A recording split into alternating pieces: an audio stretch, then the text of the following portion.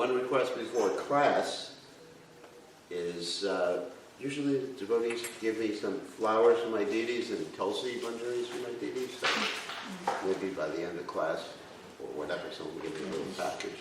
I guess it's me. You forgot. Oh, you forgot? No, you. You said, well, it's me. Well, sometimes I've seen other devotees do it. Thank you. Well, you are a great devotee. May God bless you to have a first-class husband. You do have one. Krishna already bless you. All right, let's see.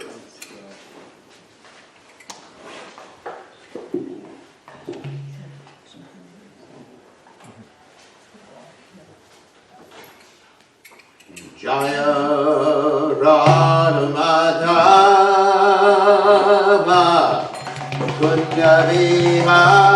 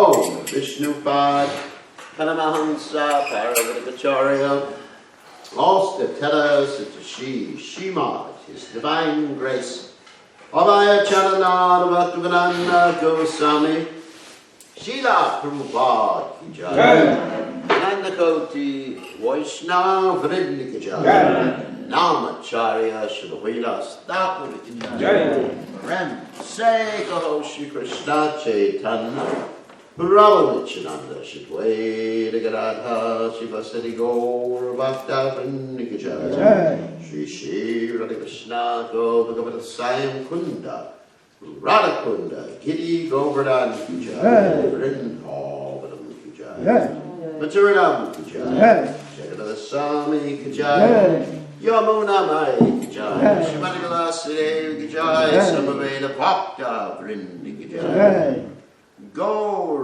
Premananda. All glories to the assembled devotees. All glories to the assembled devotees. All glories to the assembled devotees. All glories to Shri Guru and Gauranga Shri Prabhupada Ki Jai Go.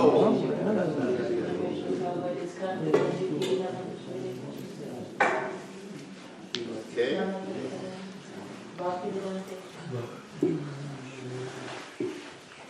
We are reading from the Srimad Bhagavatam, first canto, chapter 18, text 12. Om Namo Bhagavate Vasudevaya.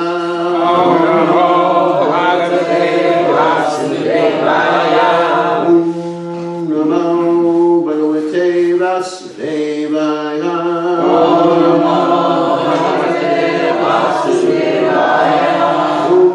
Namo Bhagavate Vasudevaya. Bhagavate Vasudevaya.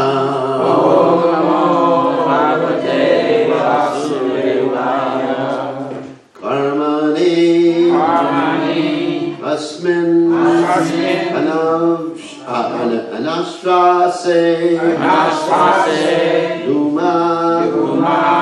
Dumratravanam Bhavan Apayayati Govinda Pada Padmasava Madhu Karmanyasmin Anashrase Dumadumratmanam Bhavan Ayayati Govinda Pada Padmasavam Madhu Karmanyasmin Anashrase Dumadumratmanam Bhavan Ayayati Govinda Pada Padmasavam Madhu Karmanyasmin Anashrase Dumadumratmanam Bhavan Ayayati Govinda Pada Padmasavam Madhu. Okay, let's try. Karmanyasmin Anaswase Dumadum Ratmanam Bhavan Apayayati Govinda Pada Padma Swavam Madhu Karmanasmin Anaswase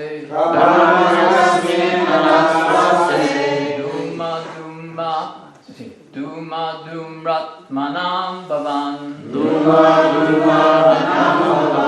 Apayayati Govinda Pada Padma Swavam Madhu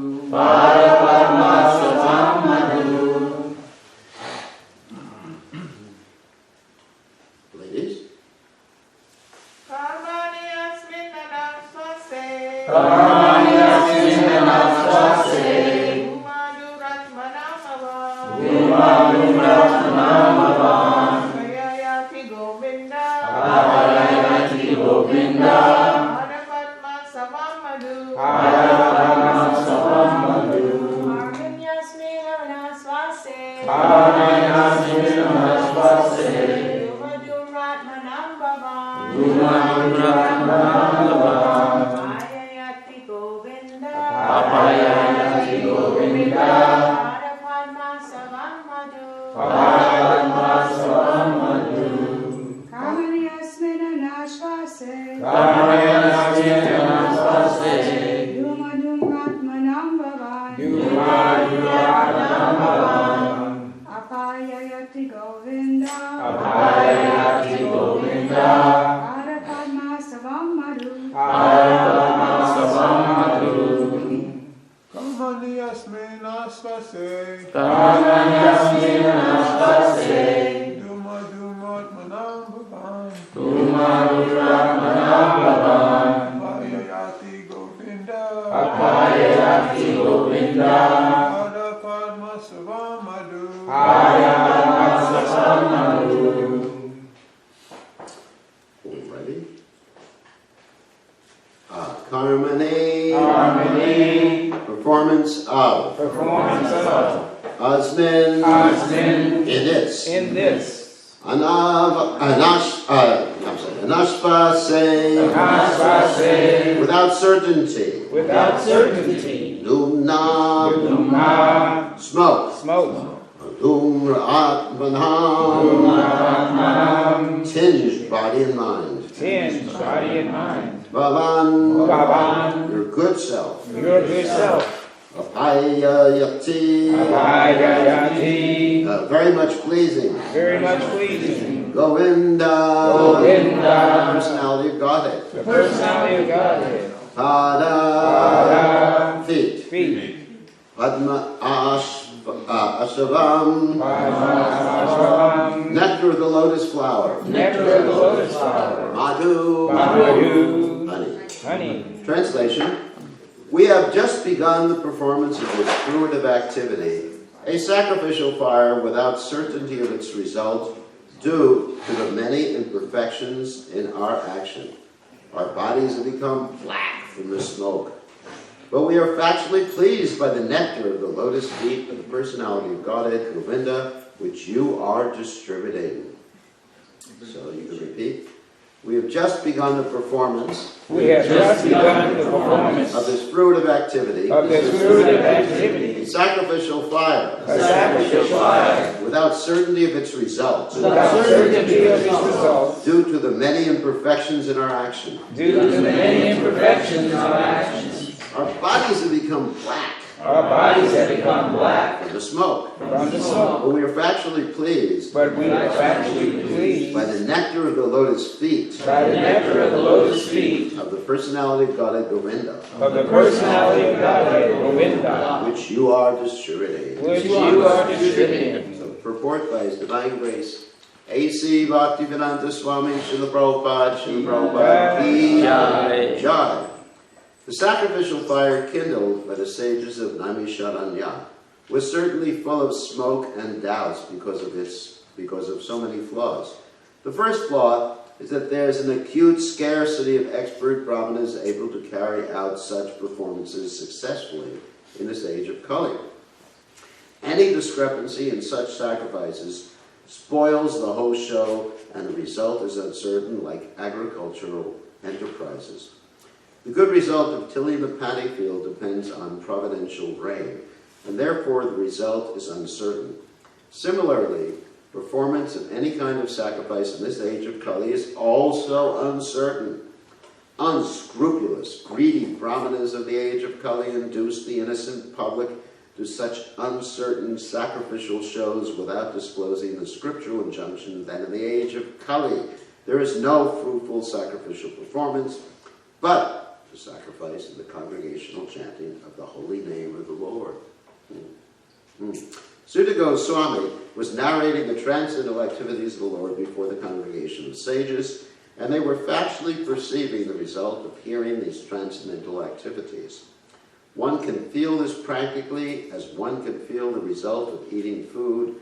Spiritual realization acts in that way. The sages of Naimisharanya were practically sufferers from the smoke of a sacrificial fire and were doubtful about the result, but by hearing from a realized person like Sutta Goswami, they were fully satisfied. In the Brahma Vaivarta Purana, Vishnu tells Shiva that in the age of Kali, men full of anxieties of various kinds can vainly labor in fruitive activity and philosophical speculations, but when they are engaged in devotional service, the result is sure and certain, and there is no loss of energy. In other words, nothing performed for spiritual realization or for material benefit can be successful without the devotional service to the Lord. That's a famous verse. Karman yasmin anashvase numa dumrat manam bhavan apayayati govinda parapadma savam matu. So, Om Gadana Sudanda Shadana Shalakya Chakshuru Vikam Yetasnai Shri Gurave Namaha. So there are several problems pointed out by Srila Prabhupada in the performance of fruitive activities in this age of Kali. I mean, the first problem that Srila Prabhupada points out is unscrupulous, greedy Brahmanas. I mean, let's describe what a Brahmana is first. I mean, I know the verse in the Bhagavad Gita, son of Bhakshya Chamchati Raja Gyanam must become Brahma Karma Svabhajan. I mean, that's the qualities of a Brahman. But actually, what is a Brahman? Because the qualities that are listed in the Bhagavad Gita are the actually secondary qualities. The primary quality of a Brahman is one who knows what Brahman. Brahmeti, Paramatmeti, Bhagavaniti, Shabdate, someone who knows at least one of the three aspects of Brahman. Unfortunately, due to the age of Kali, people are considered to be Brahmanas due to birth. And that is not actually what Krishna says in the Gita. Krishna says that someone should be considered Brahman according to guna and karma. Just like another famous verse from the Gita. Chaturvarna maya shrishtam guna karma vibhagasha. So it became a hereditary right or hereditary designation that someone was considered a Brahmin or a priest. And because it became hereditary, and because in Kali Yuga, everyone who is not properly initiated according to Vaishnava Tantra, Tantra means actually just like a connection, it doesn't mean something bad like left-handed Tantra. But anyone who is not initiated properly according to Vaishnava Tantra is considered a what? Shudra. Kalo? Shudra Samprada. Shudra Sambhava. Everybody in the age of Kali is basically, that's it. It's a Shudra. Shudra means, of course, let's define Shudra. Shudra, of course, means those who are under the mode of ignorance. Prabhupada defined Shudra one time saying, a Shudra is a person who laments and also hankers. Just like you see in modern day America, when there's this procedure called Black Friday. Anyone's heard of that before? Yeah. People lament that they didn't get the object that they desired. The stores running a sale. Actually, it's called a lost leader. Anyone's heard of that before? No. A lost leader means that the store is running the sale on a particular item in which they actually lose money. And they only have a limited quantity of that particular item. In other words, they'll say, a computer that's normally worth $1,000 is now selling for $300. And so they only have a limited quantity of that. And so the people rush in and they discover that it's not there anymore because the first three... Anyway, so there's fighting at the door of the store. They line up like 12 hours before, something like that. And then as soon as the bell rings at midnight or whatever time the store opens, they start, these ladies, man, they start beating each other up. And actually, there's an instance recently I just read that a man or a woman shot someone who was going for the item that they had picked. They brought their, because now in many states you have this open carry law. You heard of it? Texas, open carry. You can just carry it outside. You can carry your gun with you into Walmart. So you'll definitely get the item that you want. You just like pull your gun out and say, Back off. Give it to me, back off, okay. I think they said it here. I've seen people Yeah. constantly. They have open carry. Yeah, so I'm not criticizing that, obviously in this age of color you probably do have to carry a gun everywhere just to protect yourself. But the point is that people are so greedy and lusty after this, or if Apple Computer advertises a new, iPhone X, Y, Z, A, B, C, D, E, F, G, H, I, J, K, L, I know the alphabet. So then people will line up for days just to get this latest gadget. I mean, they're just so greedy.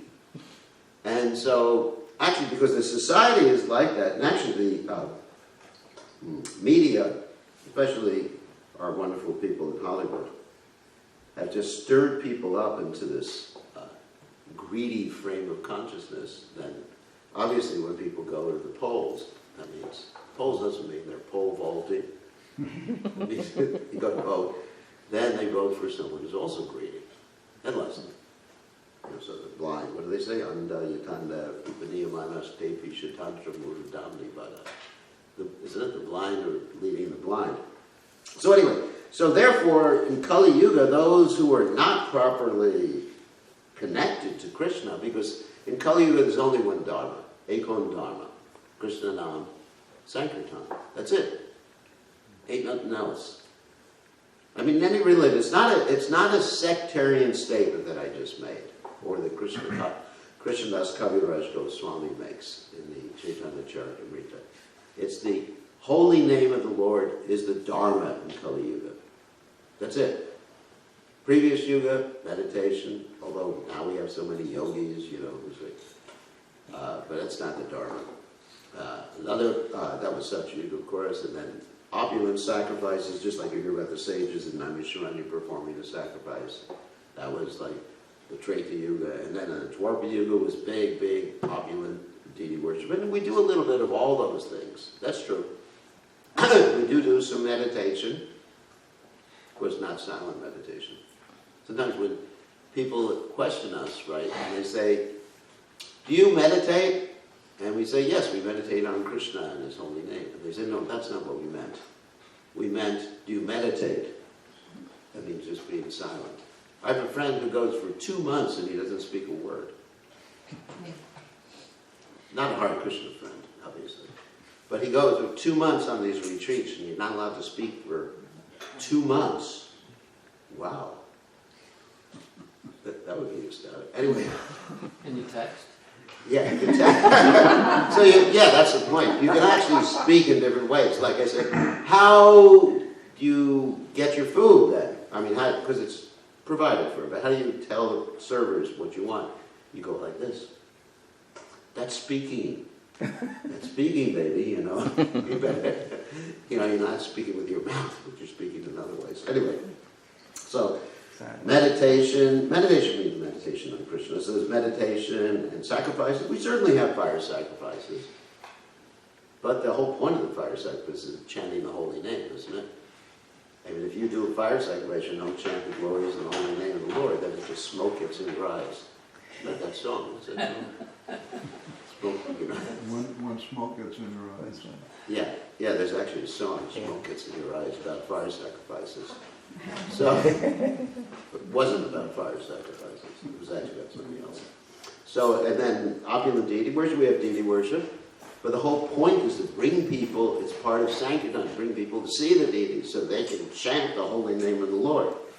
Anyway, so, getting back to the point, because the majority of the hereditary brahmanas are not really engaged in Sankirtan, therefore the natural qualities of Kali become manifest in their heart.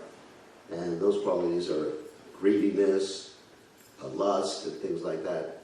And let's go back about over 2,000 years.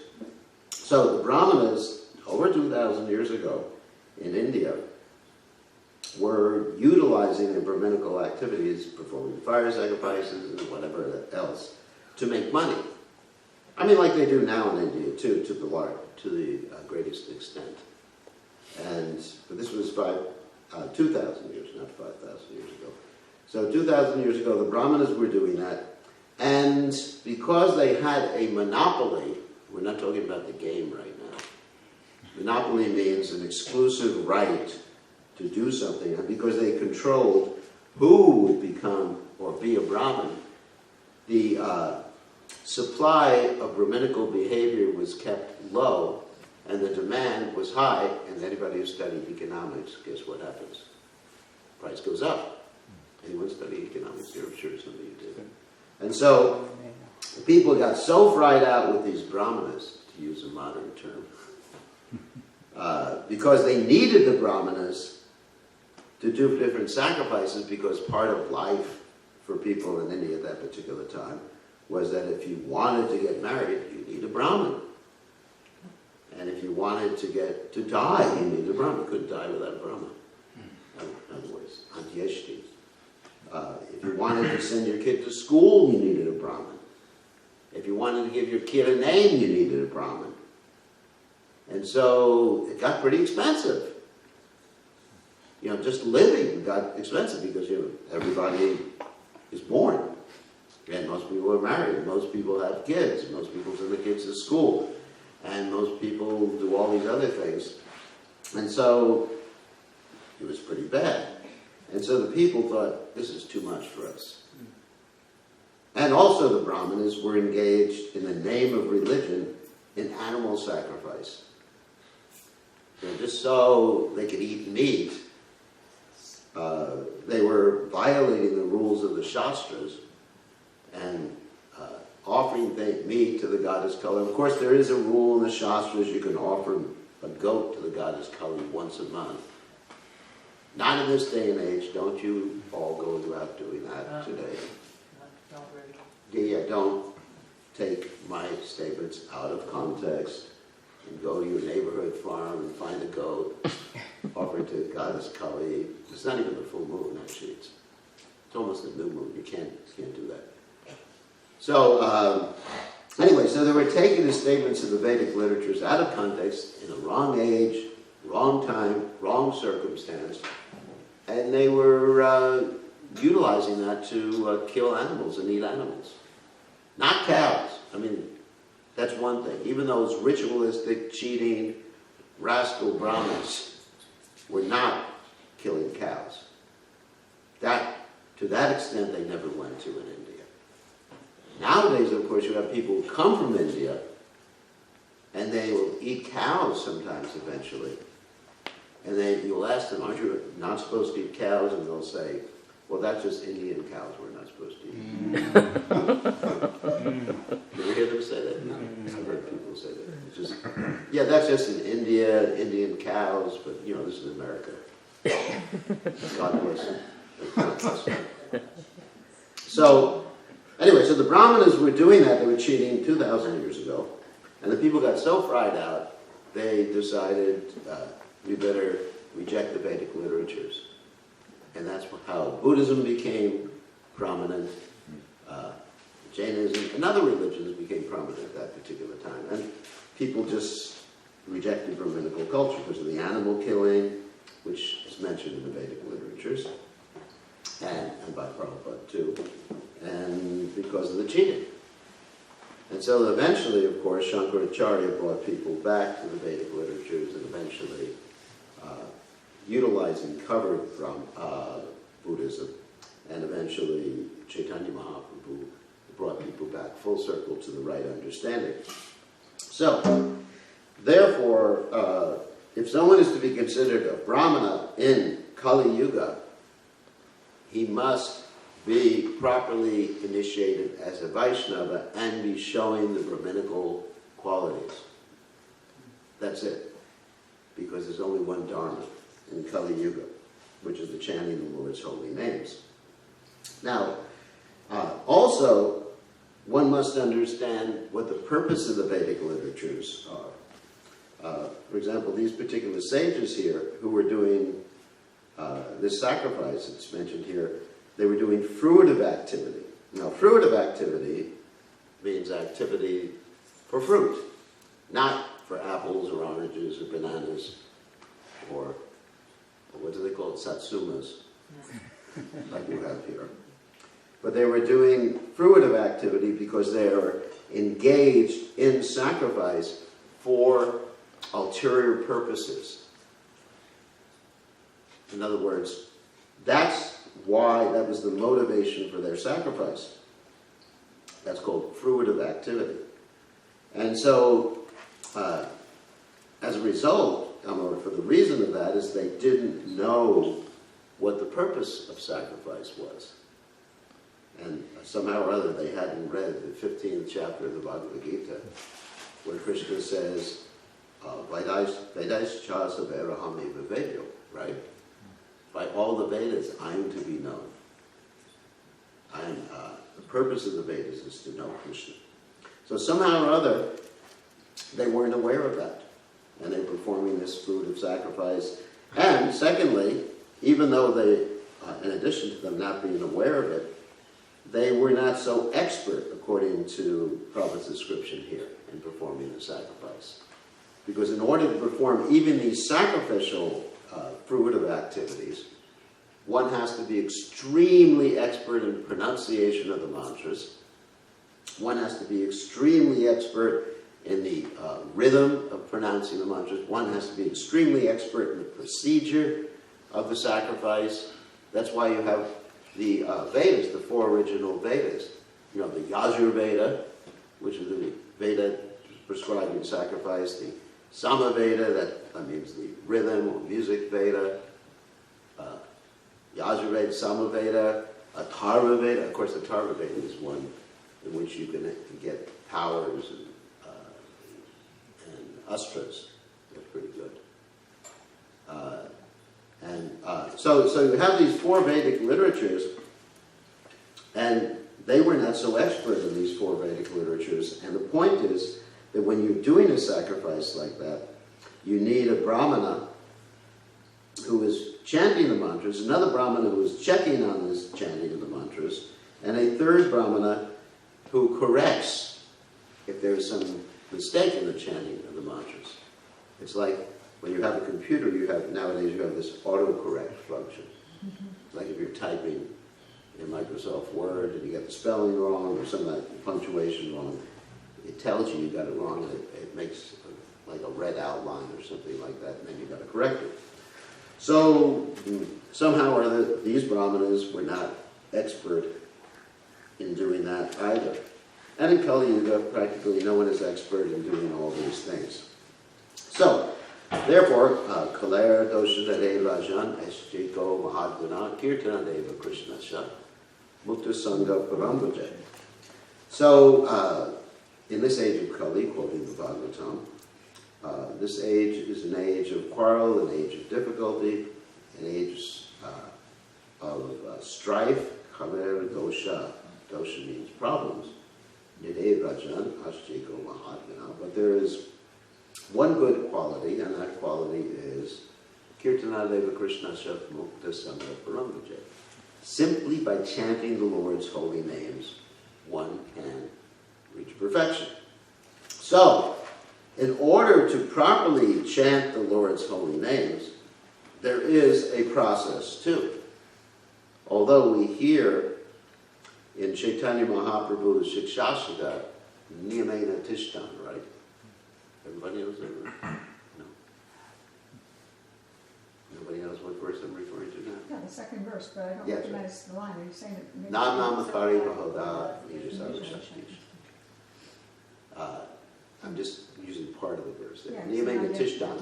yeah, Niyamena Tishtan means there's no hard and fast rules for chanting. So we were referring here to the hard and fast rules of Brahminical sacrificial fires. So Lord Chaitanya says there's no hard and fast rules for chanting. But I just mentioned before, there are rules for chanting. So am I contradicting Lord Chaitanya? No. Because when Lord Chaitanya Mahaprabhu states that there's no hard and fast rules for chanting, he is referring to the Vedic rules of time, place, and circumstance. Where you have to be purified in a certain way, you have to take a bath before you do something, you have to face in a certain direction, you have to perform so many secondary, preliminary rituals. That's the Vedic system. Whoops. A musical interlude. So that's the Vedic system. But none of those prerequisites or requisites are necessary when you're chanting the holy name. You could chant the holy name upside down if you want. I have one godbrother who has back problems, so sometimes he hangs upside down from a door. I mean, he has this thing that hooks onto the door. You know what I'm talking about? Yeah. And he hangs upside down. One time I almost hurt him because I walked into the room and opened the door while he was on the door. But that's another story. Almost slammed him against the wall. But you could, and he chants sometimes like that too. He could chant upside down, or when, like we were in traveling Sankirtan when I was young, 200 years ago. We would sometimes chant our japa in the bathrooms of the KOA. Did we do that? Not exactly. I've been in the KOA, but not. Yeah, because it was so cold out, we were distributing Srila Prabhupada's books in close to Chicago. And it was the middle of the winter, and it was really cold.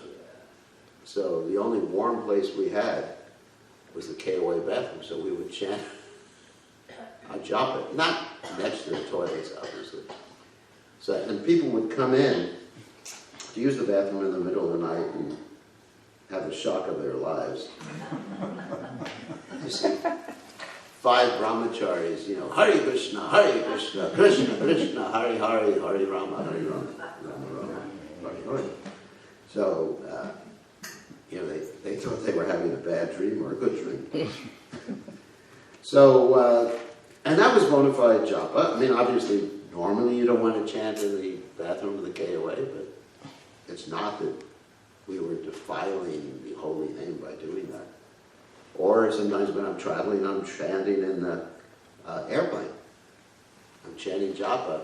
And right next to me, someone is eating meat. Or the mother is changing diapers.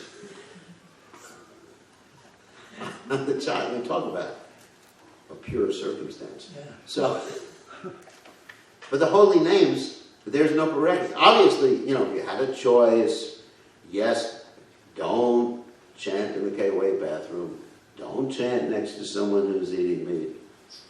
But, the holy name has no hard and fast rules. Sometimes devotees say, I've heard devotees advise others, don't say the holy name while you're in the bathroom. And I said, what if you die? A lot of people have died there. So you should say the holy name everywhere. Don't bring your japa beads in.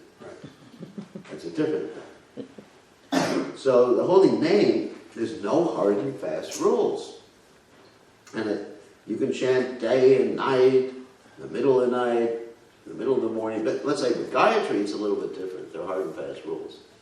Gayatri should be said sunrise, midday, sunset, right? And Prabhupada said, if you miss, you don't make it up. That may come as news to some of you.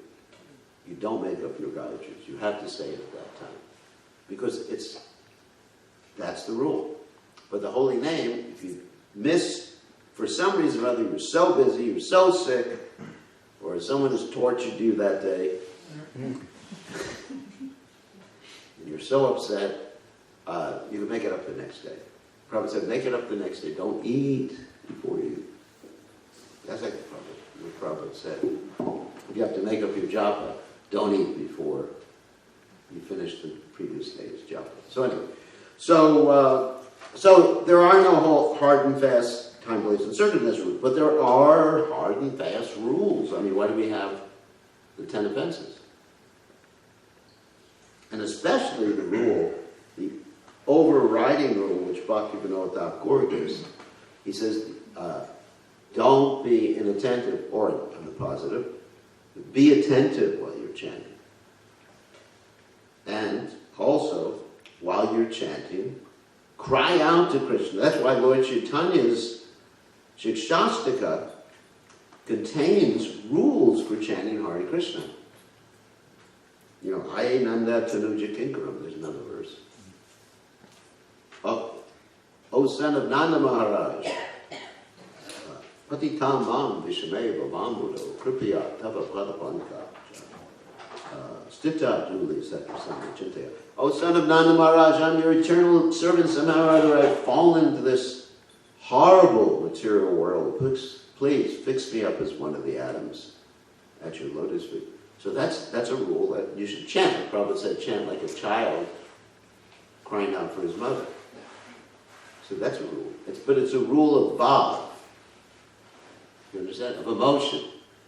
It's not an external rule. All these are rules of emotion.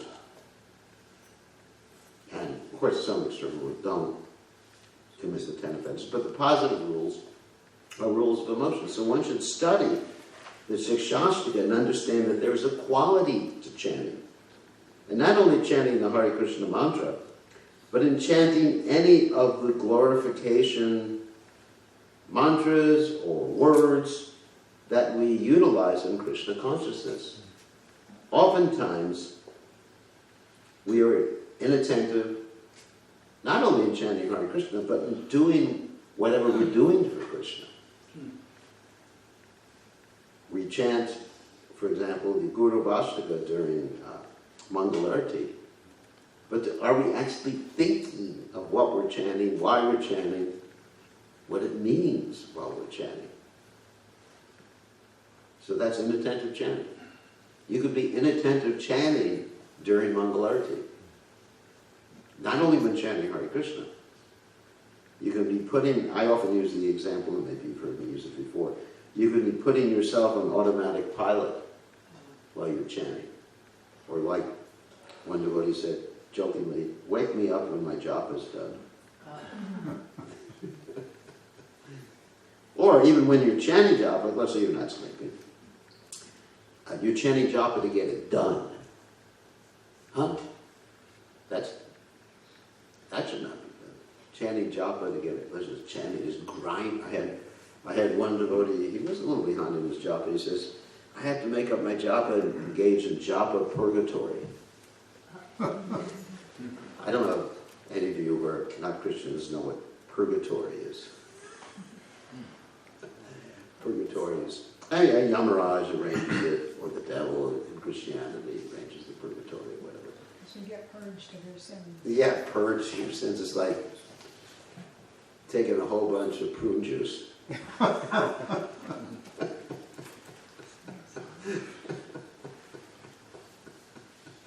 Yes, you're purified. Like the devotees oftentimes say, whenever they get sick, I'm getting purified. They eat the wrong food, and they had deli belly or something. Or in Mexico, it's called Montezuma's Revenge. Boy, you're really getting purified. I remember when I first joined the movement, I got really purified because they cooked everything with hot peppers in it. You remember? Yeah. Everything had hot peppers, so then you spend the rest of the day in the bathroom and you say, boy, this is part of the purification process of Krishna consciousness. Or the temple president would yell at you and he said, I'm purifying you. Like fire coming and going. Yeah, coming. So anyway, the japa should not be seen like just got to get it done. 16 rounds, and what do you get? Another day older and deeper in debt. Lord Chaitanya, don't call me because I can't come. That's Yeah. 16 tons. I know, 16 rounds, and what do you get? Another day older and deeper and dead. Srila Prabhupada, don't call me because I can't go. I owe my soul to the temple president. Anyway, so if japa becomes like that, you're not following the rules. You're taking it just as a ritual. You know whatever we do for Krishna should not be taken as a ritual. It should be taken as an act of devotion. That's why Krishna says, whatever you offer, yat karosi yat nashi, yaja hoshi dadatya, yat pashashi pandya, tat purishwa marabram. He says, whatever you do should be done as an offering, whatever you offer, whatever, etc., should be done as an offering for me. But that means it has to be done in the right consciousness. Thinking, I'm doing this for Krishna. Not this, I'm doing this because it's what I have to do, it's my ritual, and really it's just to fill up time in between prasadams until I get to eat again. So anyway, we should not take the holy name as a fruit of activity, as a ritual, or any Krishna Katha, any Krishna service as a ritual. And then our bodies will not become black from the smoke, obviously. But we will always be happy. So this statement, our bodies are black from the smoke, can be taken in a metaphorical way that we're becoming unhappy. There's a way to take it literally, which is actually what's happening. It's just like smoke. Smoke gets in your eyes. But the other thing is that, it's just miserable.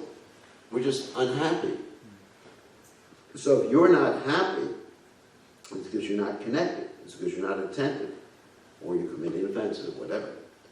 You're not doing things properly. So if we want to be connected to Krishna, we have to do things or chant the holy names in the right way. And then everything will come out all right. But remember, our main business is chanting Hare Krishna. Things became a little complicated in our movement, have become a little complicated in our movement since I joined. Isn't it? Go on. Somewhere, yeah. When I joined, it was just chant Hare Krishna, go on, Sankirtan, Bimbo, back to Godhead. And now, after joining the GBC, they didn't tell, that was in the fine print when I joined the Hare Krishna movement. I just didn't read things properly. So things have become very complicated, but we should never forget the real simple thing, like I often say, we should follow the KISS philosophy. Keep it simple, sadhu.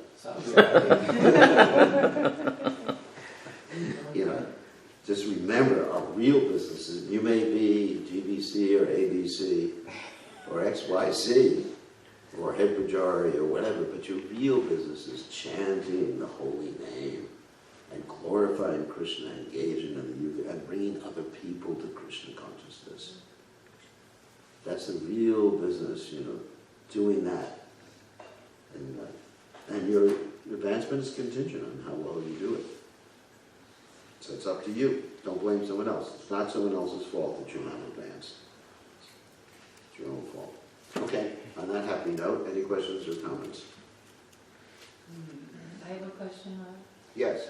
I was just wondering about the statement that Prabhupada makes in that famous dissertation about the ill effects of taking the holy name from someone that obviously isn't qualified to give it, that it has poisonous effects like milk touched by the lips of the serpent. Yeah. When we hear so much glorification of the holy name that, it still has the potency to deliver no matter, under any circumstance. Yeah, that quote is from the Hari Bhakti Shuddhaya. And Sanatana Goswami specifically quotes that in his literature. Vaishnava Mako Girnam Putam Harikatam Ritam Shravana Naiva Kartavyam Sarvo Yachishta Yatapayam.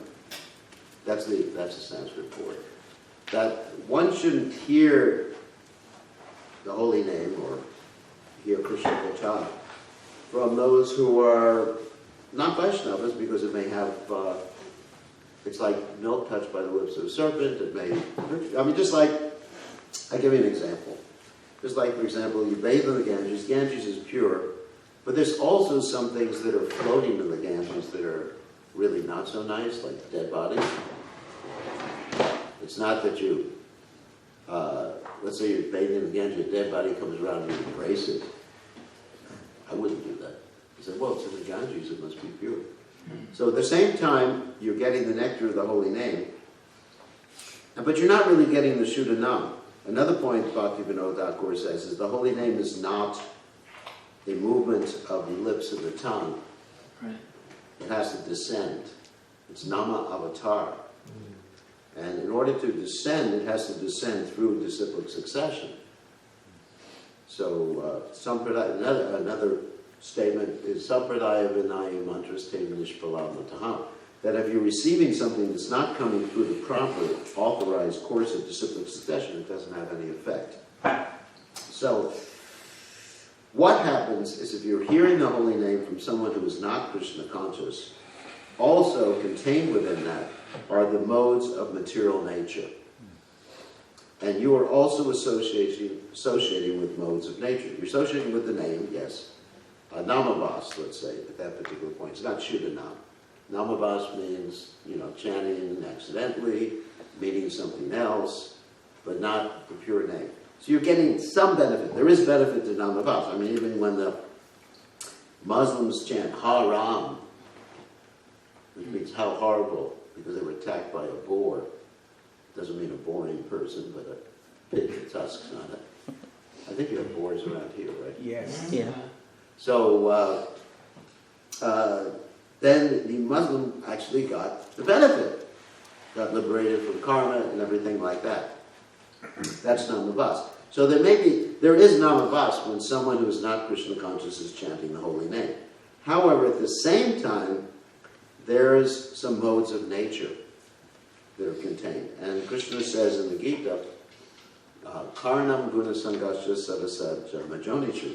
The reason we're here in this material world is because of guna sangha. That is associated with modes of nature. And this association covers the consciousness right away. I mean, it is extremely dangerous. I'll give you the practical example in my own life. A little while ago, I was on an airplane, which I'm on quite a bit, and they were playing some movie, and I just thought, let me watch it for a few minutes. It was a stupid movie, sorry about that. It was called Ant-Man. What's a sannyasi watching an Ant-Man movie for? So I looked at it, just says, just some guy who shrunk himself up or whatever, for a few minutes, and I just felt like I could feel the modes of nature there. And I just I turned it off, because the screen's right in front of you in the airplane, and I just went, Hare Krishna. I felt like I had to say, Atma Snapanam. You know that word? Atma Snapanam? That's also, that means a bath in the soul. So I thought, well, I got to clean myself now. I just felt, that here are the modes of nature. Just and it's in film. There was nothing illicit going on. No, just somebody shrinking himself, becoming an ant or whatever. And it was just the modes of nature there. That's how. It's like wet paint on everything. So you certainly don't want to hear the holy name from someone when you get the modes of nature at the same time. Yes. Would it actually be more like Allen Ginsberg was also chanting Hare Krishna, but he didn't make any pure devotees. But No. Prabhupada came chanting Hare Krishna, and then after that, even you're not pure, you tell somebody else how to chant, it's coming pure anyways. Yeah. Wouldn't it be like that? Well, Prabhupada engaged Allen Ginsberg. Actually, it's really interesting. But yeah, and someone doesn't have to be pure, but they should be following the instructions of a pure person. Then it has the same effect. Yeah, that's an important point. It's not that you say, I'm not pure, so I shouldn't chant Hare Krishna, or shouldn't tell anyone to chant Hare Krishna. But because at least I'm following, trying my best, Krishna understands that. And Krishna's empowering devotees who are not yet on the pure platform there, budding pure devotees. He was budding, like Prabhupada said, all his disciples are pure devotees, just like a little bud of a rose flower or a fruit is a fruit, but it's not quite there yet. Unless there's a frost. Here you have frost, sometimes you lose your fruit. But all right, and you, yeah. In that context, when they were chanting these mantras and doing this fire yajna, Yeah. it was much earlier in Kali Yuga Yes. than we're at now. And so they could still sense that even though they felt black, contaminated, Yeah. still they could sense Krishna's presence in the process. Oh yes. I mean, they were great souls. I mean, it's a fact. These were great personalities. They wanted to do the right thing, and they knew about Krishna, and that's why, you know, they accepted Sutta Goswami like that. Actually, previously, Sutta Goswami, I mean, you know the history, previously Sutta Goswami's father was preaching to them, and he had a little unfortunate interaction with Lord Balaram. Actually, fortunate for him because he got killed by Lord Balaram. But that's a story in the Bhagavatam. Sutta means a mixed caste person. So here's another important point here. Yeah, this is actually, you just reminded me of that. Is that even though he was a mixed caste, he's not considered a Brahmin. Because he was like, you know, I guess a Brahmin mother and a lower class father. Because he was a mixed class, he was still accepted as the guru of all these sages who were ritualistic Brahmins, who were Brahmins by caste, which is interesting. So this is showing that Kiva Vipra Kiva Nyanshi Shudra Kinana Ye Krishna Tapaveta Say Guru Hai. That's way before Lord Chaitanya Mahaprabhu, isn't it? Mm-hmm. You know, this is 5,000 years ago, and even before Chaitanya Mahaprabhu, the principle was that to translate that verse, whether one is born as a Shudra, whether one is a sannyasi, whether one is grahasta, Kiva Vipra, Kiva Jnasi, a learned person, a sannyasi, Shudra Kena, or Shudra, if one knows the science of Krishna, he should be accepted as guru. And so here you have these Brahmanas accept someone who is not a Brahmana as their guru. Interesting, isn't it? You know, that just kind of clicked my... I've never thought of this before, but... you know, Sukadeva Goswami, apparently he was in Brahman stage. Yes. And yet, and Lord Chaitanya was very strict about hearing from or associating with those who were from that school. And yet he became purified by hearing from Vyas, his father. So, I mean, that's kind of a... Can I go ahead. Can I clarify that? Yeah. He wasn't a Mayavadi. He was a Brahmavadi. There's a difference. He was absorbed in Brahman, but he wasn't decrying the personality of God. That's a Mayavadi. A Mayavadi will say the personality of Godhead's body, form, personality, activities, whatever, are all illusion. Right.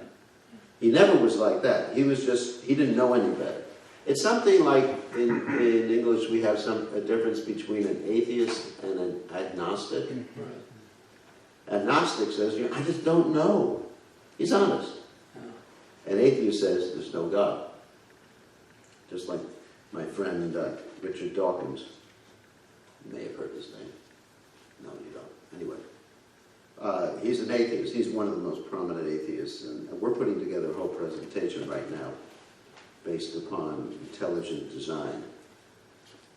It's very interesting. Maybe I'll get a chance to talk a little bit about that in one of the classes here. But that's an atheist. But Shukadeva Goswami was like innocent, like the four Kumaras. Same thing. And actually, this morning, Yogendra, I was in the back I heard him reading from the Chaitanya Charitamrita. He said there was, and Krishnadas Kaviraj, I think, was speaking. I'm not sure, maybe Lord Chaitanya was speaking. He did clarify. But it said there's two types of people that are Paramatma realized. Those that realize, I hadn't ever heard this before, that those who actually realize the Paramatma, the form, and then those that think that the Paramatma is formless. Yeah. Isn't that what it said? Was that what it said? Yeah, yeah. So that's the Brahman. Yeah. Yeah, well, Brahman realization is a little bit different than that. Brahman just means the energy. Paramatma means the localized personality or the localized energy in the heart. Those who think it's formless. But Shukadeva Goswami, it was like innocent, and the four Kumaras were innocent. So, and then in Bhagavatam, there's this famous verse called the Talavana verse that illustrates what happened.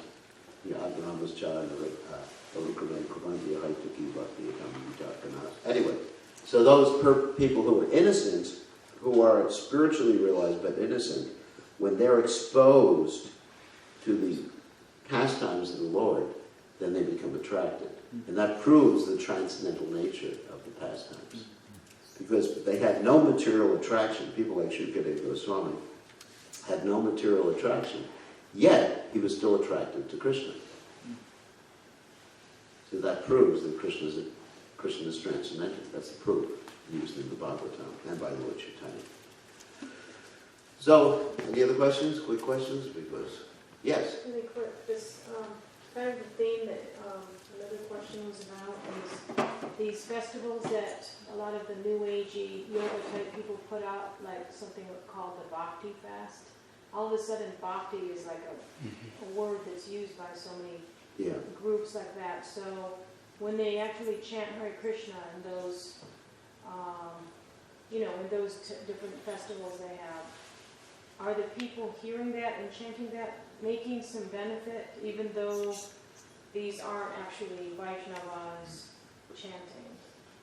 Yeah, I mean, if they're Vaishnavas chanting, If they're not, let's just or if they're say not, there's namabas. It's namabas, but they're also getting some contamination at the same time. So I would say it's better that than nothing, yeah.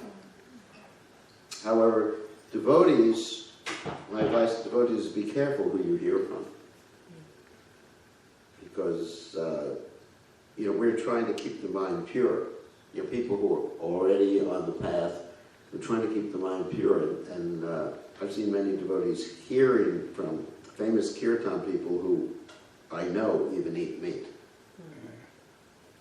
There are people who go to these bhakti fests who chant, who are very famous. Actually, I would say the most famous kirtan or bhajan, whatever person eats meat. I mean, even here in New Orleans, one time we had some famous bhajan singer come to do a benefit. I don't know if you remember this, many years ago. And the devotees had to arrange for liquor and everything in their hotel when they were finished. I'm not going to mention the name. Don't mention it. But I'm saying, what is the benefit if we're just using them to make money? Better to have someone who represents us. Krishna has unlimited money. He is unlimitedly wealthy. It's one of the opulences of God. And Krishna, we shouldn't do anything that violates our moral or ethical principles for the sake of making money. Yeah. Wouldn't it be like, actually, Nama Aparad? Because, and then what I remember reading in Harinam Chintamani, the Nama Aparad gets you the heavenly planets only. Yeah, what's Nama Aparad? It's Nama Aparad. Namavasa is up higher, like. Well, for someone who's not a devotee to hear the holy name, they're not committing Nama Aparad. I mean, let's say if I was Mr. Malecha, and I go to one of these bhakti fests not knowing any better. The leaders. Yeah, the leaders are. Yeah, the leaders are. I mean, it's not, I don't know what I'm doing, I'm just going and, Hare Krishna. I mean, fortunately, the first time I heard Hare Krishna was from Prabhupada. I was listening to the radio, just trying to listen to some nonsense in, 1968. WBAI or something like that. Yeah, listen to the radio. Just thought, let me listen and hear what's going. And all of a sudden, Hare Krishna, Krishna Krishna. It was in New York. Yeah. That's what the radio station was in New York. I go, wow, what's that? I didn't even know what Hare Krishna was. And then my whole life changed. All my hair fell off. No, not really. It took several more years to overcome the devotees' fanatic preaching before I actually joined. That's another story. But, hearing from Prabhupada one time changed my whole life. I didn't really understand what was happening. I mean, I just went to my mother and said, shortly after that, I'm not eating meat anymore. And it was just like, something took over. Of course, it was Krishna. I know something. Just for that. I didn't know what was happening. I just said, no more meat. And all I knew how to eat at that time was salad. I didn't know how to be a vegetarian. Yeah. Salad and spaghetti and yogurt. That was my whole diet for about a year. A good diet. And, because I like spaghetti. And it was just hearing Prabhupada's chanting. Changed my life on the radio. Sadhu Sangha, Sarva Sashrakoi. And, certainly hearing from Allen Ginsberg didn't change my life. Well, actually, I heard Hare Krishna, I think once before I heard Prabhupada, because I went to see this musical called Hair. Right. Anyone's heard of that before? Yeah. I said Hair, and they were chanting Hare Krishna, but it didn't change my life at all. It was just like, I just thought it was weird. My mother forced me to go to see the musical. Actually, it was in one of John Lennon's songs. He says elementary penguin or something chanting Hare Krishna, and that was about the same time as that when they played it on the radio on the FM. That was the first time I heard it, Hare Krishna. And so I was sitting with some friends in college, and they were asking this other fellow, well, what is Hare Krishna? They go, you don't know? They go, no. I said, well, I bet Gerard knows. I go, I do?